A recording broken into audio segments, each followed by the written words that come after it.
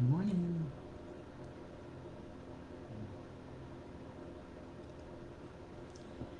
I know you gotta love this when you have to wait for a schedule. Good morning, everyone. Hi, it's Stacy. Might be a minute late getting on here, but wanted to say good morning. Mm. Fun, interesting filled day yesterday. Lots going on. Today we're going to continue our month-long series on Love is in the Air and how to build a healthy, happy relationship that is grows, and we can have, in spite of PTSD, that we can do that. And I'm evident of that. I have it with Carl. He is truly amazing. um, I won't say it's always easy, and I won't say it's not a lot of work, because it is both. But it is definitely rewarding. Good morning, Kim. Some great things going on. I just want to bring them up to you. Michelle and I cut our first podcast yesterday, and it's off being edited. We're so excited.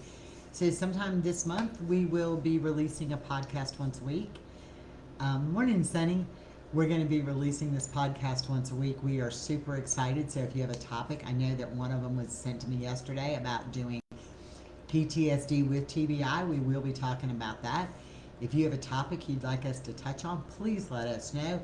If you'd like to be a guest and share part of your story, let us know that too, because this is about us growing as a group and a community.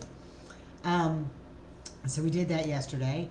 Today I am very blessed to have a meeting that we have worked so hard for, to speak on the voice of our veterans. We will be meeting with the Veterans Healthy Mind Council out of Texas, with a veteran advocate from the Wounded Warrior Project, and with a doctor from the VA, to discuss some issues we're having with the VA, and we're really excited for that as well. So, morning, Roxy. Those are just the things that we're going through as we go on, in our days that we do behind the scenes work as well here. So today we're going to continue our series on finding that healthy, happy relationship, and what does it look like. We touched yesterday that there's no such thing as normal. Okay, we are never going to be the Ward and June Cleavers of this world. I'll leave it to Beaver for those of you who are too young to remember that. But we're never going to be her. We're never going to have that relationship where there's never any sadness, and it's always hi dear, and it's always kissing, and it's always great. We never are going to have that. So accept that isn't what happens in the real world. The real world is full of, we're going to have disagreements. You can't have two people living in the same house that always agree. But in order to establish a healthy, happy relationship, the first thing you have to do is determine what makes you happy. Now that's tough, and it's not being selfish. When I started this and we started talking about making us happy and self-perseverance all last month, a lot of people are like, but isn't that being self-centered? No, it is absolutely not. You cannot be in a healthy, happy relationship if you are not happy. Okay? It has to, you have to be happy. That is critically important, because we know that negativity breeds negativity. So if you are in and you're not happy, you as an individual are not happy, this negativity is going to wear off, show off. It's going to come into your relationship when you absolutely do not need it there. So you also have to determine, and this was very hard for me. It took me 28 years to get this through my head. Of a 28-year marriage, it's probably taken me 53 years to get it through my head. My happiness is not determined by anybody else. Okay, everybody say this with me. My happiness is not determined by anybody else. Understand that. Your spouse does not make you happy. Now, I'm not saying that you can't be in a relationship that him and you get along and it is a happy, healthy relationship, but he or she is not what makes you happy. You have to make you happy. I know we've asked this question, what makes you happy? And a lot of us will say, I just want a day where we're not arguing. That would make me happy. Well, great. You're in control of the fact whether or not you argue, but you're not in control of the fact whether or not they argue. Okay, does that make sense? You are in control over the fact whether or not you argue. You are in control whether or not you have a good day. You are not in control of whether or not they have a good day. You can't control anybody else when it comes to that. So you have to become genuinely happy, and you have to find your happiness. What makes you happy? That's hard. When you start doing this, I always say you have to get naked to find out who you are. And trust me, seeing myself naked in the mirror is not anything that I ever thought would make me happy, ever. Okay, so I'm just put that out there. But you have to get in your own nakedness. That means strip everything else away. That means take away the trappings in your mind of the world that make you happy. I assure you, your house does not make you happy. You may love your house, and you may love the house you're in, and you may love the fact that it's 3,600 square feet or whatever it may be, but it doesn't make you happy. I've been that route. I lived it. My ex-husband and I had this beautiful house, 3,600 square feet, sunroom off the back, in-ground pool. For crying out loud, I bought a baby grand piano to go in the formal living room because I thought it would make me happy, and I can't play a note. So tell me where that even came into being. Okay, those trappings did not make me happy. I had anything I wanted. We lived in this great house, but I was miserable. I was not happy because I didn't know where my own happiness came from. So it is very important that you find your happiness, and your happiness is not going to be mine. And your happiness is not going to be your veterans, and your happiness is not going to be your children. I mean, they do make you happy. Don't get me wrong. That's important. But your soul happiness is not dependent upon anybody else. Okay? What makes you happy? I have my happiness. I like to be outside in the sun. I like to look at nature. I like to help other people. I like to do those things. Those things make me happy. Genuinely happy. I like to read. Reading makes me happy. I like to journal. It makes me happy. Those things make me happy. I like to spend time with my veteran who I am in love with. That makes me happy, spending time with him, not him. Understand there's a difference. I can't make him happy. I do, and we make each other happy when we are happy. But if I'm in a crappy mood, nothing he says or does is going to overcome that. The little things in life that we want. Let's see. Rough night last night. Rolled out of bed late. Straightened feeding animals. I have my phone and earphones in so I can listen to this one. Good morning, Sue. I agree with you, honey. I roll out of bed late half the time too. You got to be happy. You have to be happy. So what makes you happy? You need to define your happiness. When you become happy and you're not this negative, bitter, hateful, spiteful person, and you're no longer that, you're not feeding negative, bitter, hateful, and spiteful to somebody else. I go back to one of the basic things I learned when I was a lifeguard. I can remember as a lifeguard, I started in a pool and then I went to ocean lifeguarding. Sorry, my coffee makes me happy. The very first thing we were taught, we knew how to swim. We all learned how to do the rescue and pull somebody out of the water. We had to tread water for so long and make sure we were physically capable. But when it came down to it, We had to understand that we couldn't jump into the pool with the drowning person, or we're gonna become the victim too. We had to stay grounded. Same thing with ocean rescue. You go out in that ocean and you throw them the bullet, right? And they grab onto it, and then you can bring them in, or the belt. But you don't go out there and grab them. You go out there and grab them, and the waves are beating you both up, and you're both going to be dead. So the same thing happens in our relationships. When we are not grounded in our own happiness, we cannot get somebody else out of their funk. It doesn't work. You can't do it. You will end up drowning too. When I had to get my circle of friends in order, it was eye-opening when I was at work and we were all in the same place, and I didn't realize how toxic it could be at times. We'd have a bad call, and we're not supposed to smoke on hospital property, but we all go up to where the helicopter landed, and we had a little corner in the parking garage that was out of the cameras, and so we'd smoke or whatever. But we sat there and looked down over the thing, and we all bitched. We bitched about our calls. We bitched about our day. We bitched about our boss. We bitched about the heat. We bitched about the cold.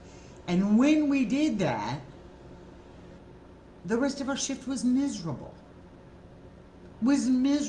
Because that misery loves company, and we all sucked it in, and we were miserable. So it was a couple summers ago, hot. Oh God, it was hot. We were getting our tails handed to us. It was just a crappy couple of weeks back and forth. And I started a picture campaign, and I took pictures with other people, and we were smiling in the pictures, and we did the hashtag Choose Happy. And it spread like wildfire. Before long, when dripping sweat, crappy call, washing blood out of the back of the ambulance, and we're standing there like, choose happy. And we did. It became the mentality of the shift. Before long, we started walking into the ER with our patients, and we got done and dropped our patients off, and the nurses were coming up to us, hey, can we do choose happy pictures with you? Absolutely. The CEO of the company came to me and was out and was riding around, and he said, take a picture with me. I want to be part of your Choose Happy. The total mentality of the service changed those few weeks where we did Choose Happy. We found that we were helping each other wash ambulances. We were helping each other stock trucks. If we knew a crew had a bad shift or they had a bad patient, we'd go in and clean out the truck before they'd ever get back out. We'd have bottles of water from the break room sitting there for them. The whole mentality changed when we chose to be happy. Right? So that changed the whole aspect. But it had to come from within. We had to choose to be happy. So that's where I'm going with this. You're never going to have a happy, healthy relationship if you're wallowing in your own negativity. It's never going to happen. Choose happy. Find something that makes you happy. Do something that makes you happy. Make a concerted choice to do happy. I'm telling y'all, happy is a choice. We go to Disney a lot. It's just some place we've always gone a lot, whatever. Now you think about this, okay? Let's just really utilize your head and grasp this whole picture. So you go to Disney, right? And you stay in this hotel that's going to cost you anywhere from $300 to $500 a night, right? To stay in this Disney hotel. Mom has a vacation club, so it's a little different.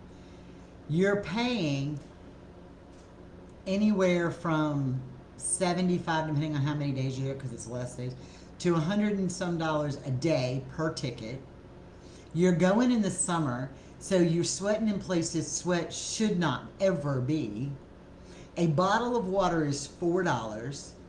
And there's 25,000 people in that little park that you're in right there in the entrance.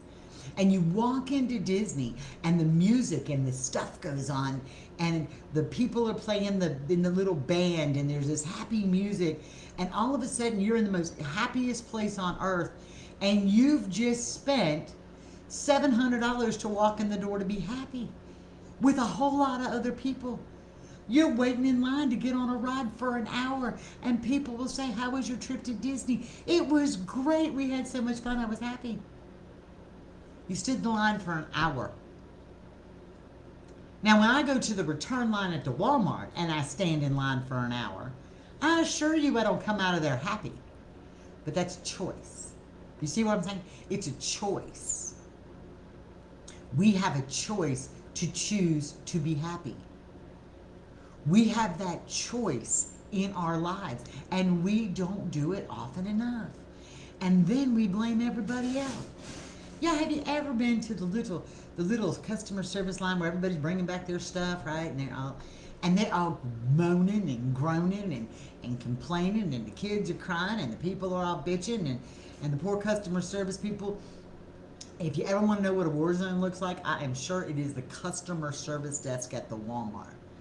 You know, there's all these returns and there's stuff stacked up everywhere, and they got little tickets on it. You think you got a rough life?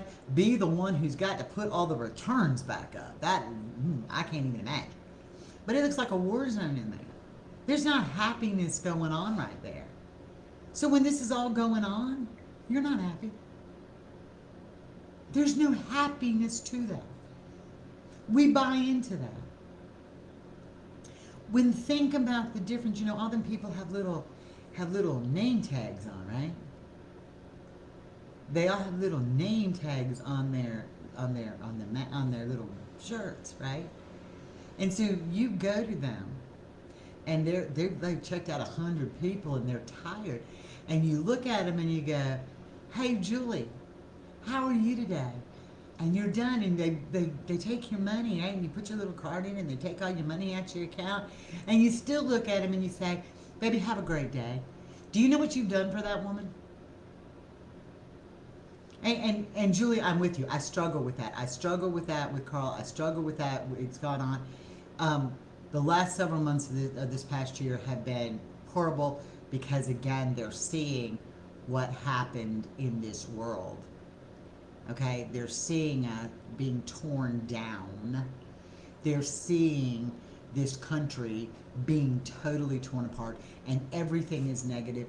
But I am assuring you right now, when you start choosing positive and don't play into negative, they have nowhere to bitch. Negativity breeds negativity. Negativity breeds negativity. Hey, baby, did y'all fix it? Working on it. Did you tell me about the squirrels? Yeah. Okay, good. Sorry. The wood stove is like pouring smoke into the house, and the guy's here to fix it, which makes me happy. Happiness, not negativity. But negativity breeds that.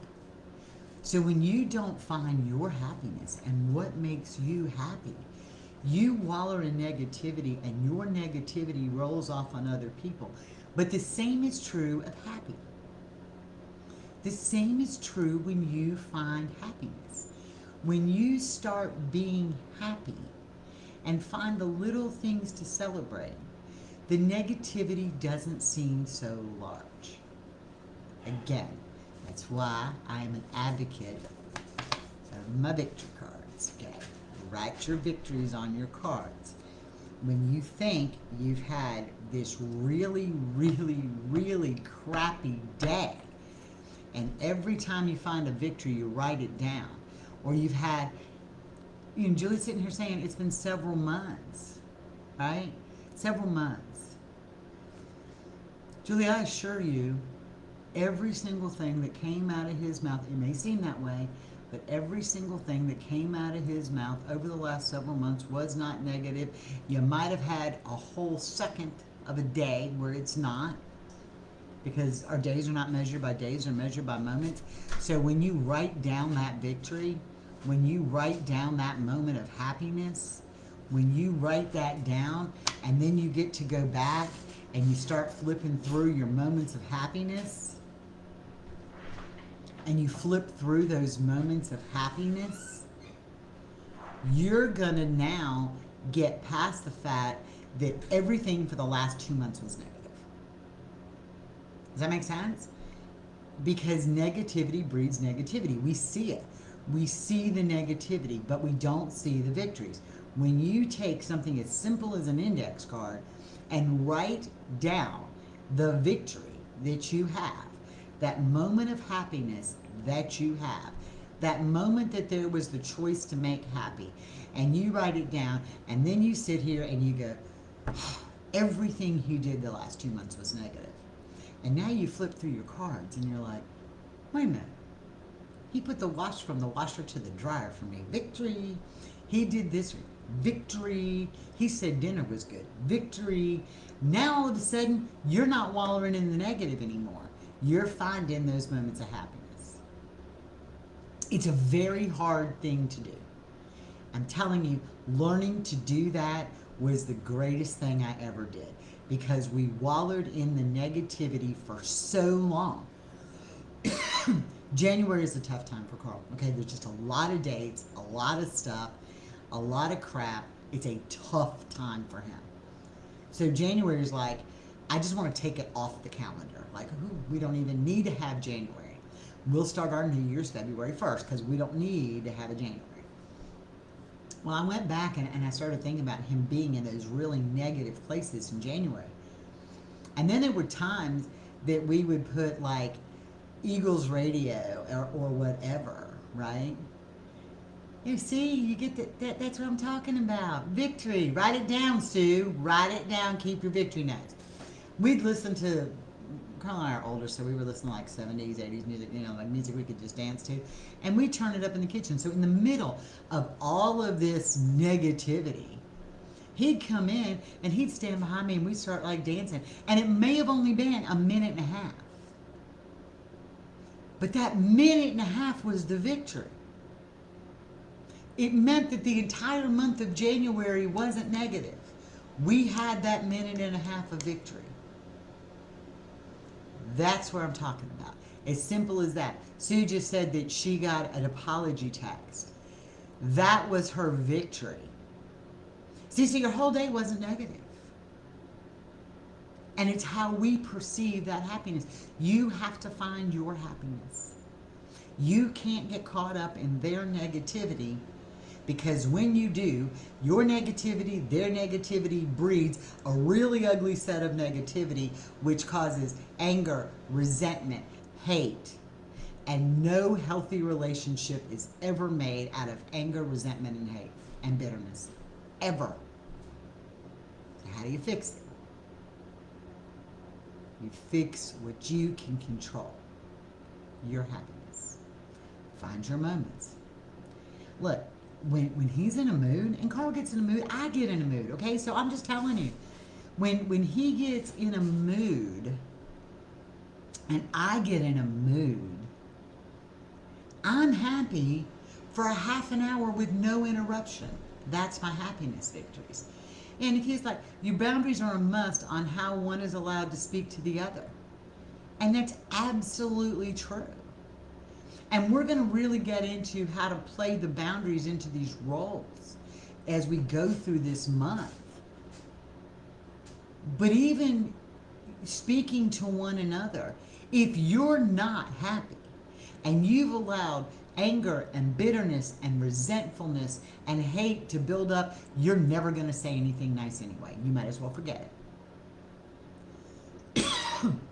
When all of that builds up and that becomes toxic in you, nothing you ever say will be nice, because you are so filled with anger and bitterness and hate and resentfulness that nothing that comes out of your mouth will be positive.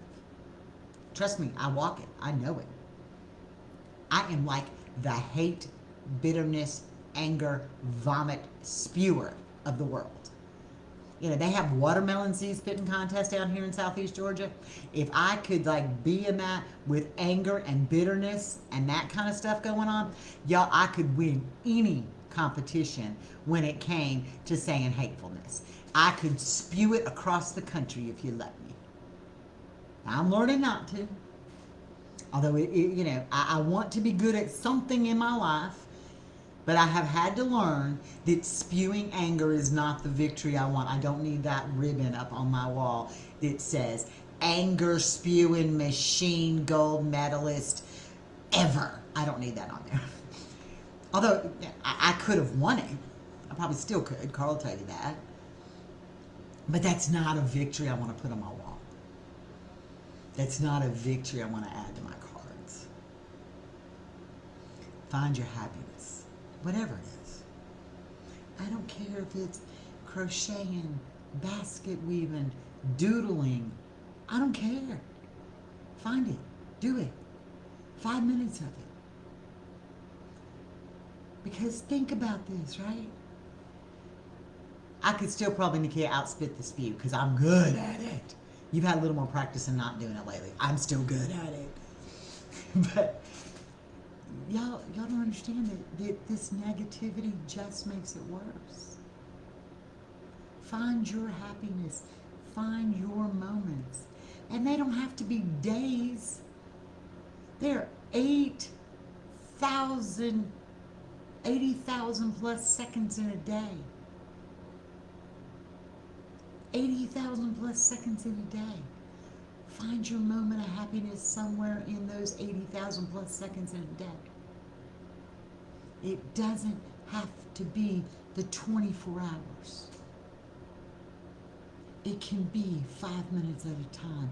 It can be 2 minutes at a time.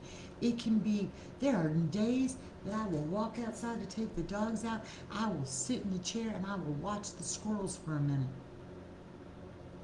And they're so cute. They're so cute when they run. Those create our victories. Those create our moments of happiness. Find yours. I'm really, really asking you to find your moment of happiness. What makes you happy? And what makes you happy cannot be dependent on somebody else. That's a tough one. What makes you happy? Like I never give homework, but I'm giving you homework today. I'm giving you homework today. What makes you happy that is not dependent upon somebody else? And I don't care if it's sitting down eating an entire half gallon of chocolate ice cream. If that's it, write it down. You have to turn off the negative news. You have to not bring it all into your house. You control what negativity comes in to a degree. Right? You control what comes in your house to a degree. I have a timer that I set. Y'all think I'm kidding. I said early on after this election was over, I didn't care who won, didn't matter, politics weren't an issue for me. But the one thing it did for me is I determined that I was going to start really paying attention to what went on in this government, and I was going to hold people accountable for their actions. All right, so I am a fan of Congress.gov. It tells you every bill that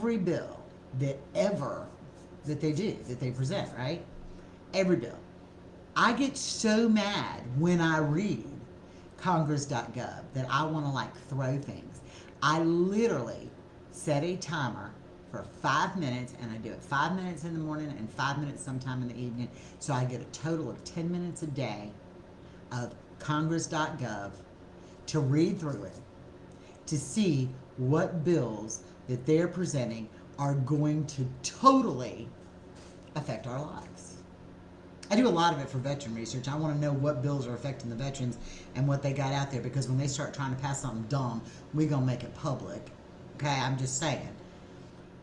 But it became too negative for me. I couldn't do it every day like I was. So I allow myself 5 minutes twice a day. That's the only time that negativity is coming in. The key goes bike riding and kayaking, right?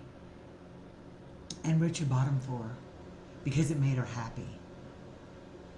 I can't tell you how many times Carl says, does it make you happy? I may want to do something really dumb.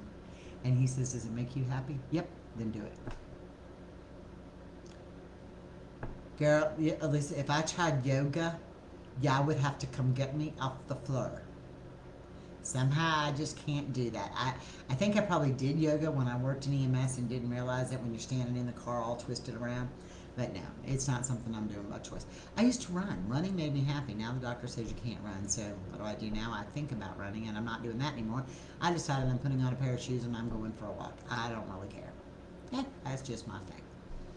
So we all have to find our happiness. Our happiness is only as good as we make it. Our happiness is totally dependent on us.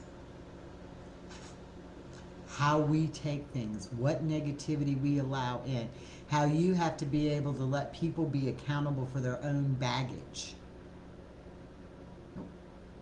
Are you in a spot and do I want to help you through that spot? Yes, I'll be there for you. But are you going to talk crap to me and expect me to still be there to help you? Nope, not happening. I'm done with this conversation. I'll walk outside. It's like, well, what would I have to say? Doesn't matter to you? Yeah, it does. But you can say it to me in a positive way or I'm not going to be part of this. Are you angry and you want to cuss at whatever you're angry about? That's fine. Just don't cuss me in the process. You're allowed to be angry. That's what a relationship is, where you can sit there and talk about things that make you angry to your spouse. But you can't talk down to your spouse about your anger. There's a big difference. But when we learn to be happiness and we learn what we're allowing in our bubble of happiness, but you can't know what you're letting into your bubble of happiness if you don't know what your happiness is. You can't have a bubble of happiness if you don't know what it is. It's like people who eat sushi. God knows I love you people, and if you like sushi, great for you. Okay, I'm not going to ever know how good sushi is. Because I'm never going to eat a piece of seaweed. First of all, I'm allergic to it, but I'm never going to eat it. If I wasn't, I'm not going to eat a piece of seaweed. I've seen where that stuff comes. It comes into the ocean. It's all nasty, got burnt. I'm not doing it ever. That's just not my thing. Seaweed, sushi will never be in my bubble of happiness. Coffee is always in my bubble of happiness. So you determine what you allow in your bubble of happiness. For those of you who like sushi, that's in your bubble of happiness. For me, it's coffee. That's where I'm going. You have to be able to know.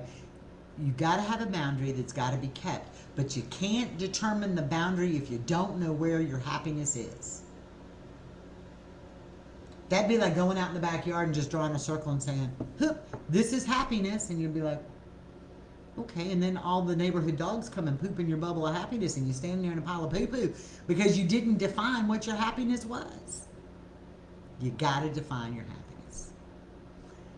So today, I want you to really think about your happiness, not how other people make you happy.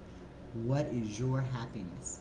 So you can create that boundary and that bubble of happiness, but you can't do it if you don't know what it is. So they can cross into your bubble of happiness if you don't know what it is, because you don't know what your own bubble is. Make sense? You got to know where that bubble is. And that's where we are in this section today. We have to know our own. You know, we so often turn everything around and say, oh, it's the veteran, oh, it's the PTSD, oh, it's this, oh, it's that, oh, it's this, oh, it's that. And there is a lot of it that is that. But we also have to take ownership. We also have to take ownership. We have to take ownership of our own lives. We're not. I'm married to him. He doesn't own me. Does that make sense? I'm married to him. He doesn't own me. My ownership of me is me. So make sure we get that straight. You may be married to him, but he doesn't own you, just like you don't own him. Or her, or however the dynamics of your relationship work out. So he can't determine where my bubble of happiness is. I can allow him into my bubble of happiness when he's bringing happiness in my bubble, but I don't have to allow him to bring his negative garbage in my bubble of happiness. That's my bubble. And and the stronger and healthier your relationship gets, the bigger the overlap is going to be in your bubble of happiness. His bubble of happiness, my bubble of happiness, and right now we may have that much overlap, but before long you have like this much overlap. You got lots of overlap, but you can't do it if you don't know where your bubble is. One other challenge I have for you today: take a picture of yourself smiling. Take a picture of yourself when you choose happy. Put it on the page, put it on the group, put it on your own page, and hashtag it choose happy. We have that right to choose happy. So flood your life. Let's do it for 21 days. 21 days, it becomes a habit. So for 21 days, let's choose happy. 21 days is how long it takes to become a habit. So for 21 days, let's all decide and commit that we are going to choose happy. That's our decision. Take a picture, hashtag it. If your veteran wants to be in there and is choosing happy with you at that moment, put him in there. If he doesn't, that's fine. Blow it on the page, blow it in the group, put it on your own page. Make a commitment today that you're going to choose to be happy. That's where we need to be. That's what matters. All right, a lot more going on. We still got to finish this incredibly good series, Love is in the Air. We're going to find out how to create stronger, happy, healthier relationships. One, with yourself. Two, with your spouse or your partner. That is going to be critical. Okay? You can't have happy, healthy, loving, strong if you don't have it with yourself. That's how it works. That's what we're going to do the rest of this month. We have a lot of that going on. Today is what day of the week? Tuesday. Elisa, are you doing midweek break today? Is that this week? Because I'm confused. And if it is, I'll put the link on there for y'all. If this is the week she's doing it, 3 o'clock Eastern time, she does midweek break. Just a time to get away every other Tuesday. So I'm seeing if that's what we're doing this week. I'm like slightly confused. We have so much going on the positive side. Like I said, Michelle and I have done our first podcast. We're so excited. We had a great time. Not quite sure what podcast is going to be because we're not going to be this posh, polished podcast. It's going to be me and Michelle being as real as we know how to be, addressing issues and being honest, because that's all I can tell you. We shared a lot about ourselves that we probably didn't need to share in public, but whatever. We're an open book. We have that going on. Thursday night is Let's Talk, as we always do. Today, y'all just cross your fingers, hope our voice is heard. Today is, all right, so we are doing that today. I'll put it on there. Elisa, I still can't get you in as an admin, but I'll text you how to get in. We are meeting with Veteran Healthy Minds out of Texas, Wounded Warrior Project, and Dr. Davis from the VA to discuss the issues we're having with veterans care. All those letters that were submitted, all of those stories, we're meeting today to bring them to light and start working on solutions. I have that meeting. It's at 10 o'clock Central Time, 11 o'clock Eastern Time. I'm really excited. I'm scared to death. Okay, I'm scared to death. I don't want to blow this. I just want to be your voice and be the voice of our veterans. But we finally have that platform, and I'm so excited that we have that. So I'll put midweek break on there for Elisa. We'll be able to get in. If I'm not done, she'll be there. So just pop in and talk. It's a Zoom meeting, so you can just pop in and talk and do that. And we'll get that link on there today.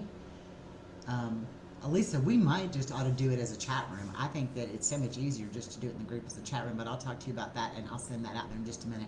I'll call you in just a sec.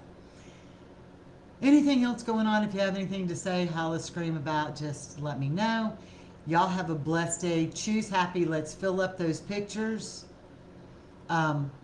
Choose happy. That's what we're going to do today. We're going to do it for the next 21 days. Oh, I'm trying to breathe, baby. I'm trying. Next 21 days, we are going to choose happy. That's what we're doing. That is going to become our habit. Let's do it. Let's blow it up and choose happy this week. I'm Stacy. This has been Walking in My Shoes. We are loving my veteran. I love y'all as a community. Love y'all as family. Have a blessed day, and I'll see you tomorrow. Bye.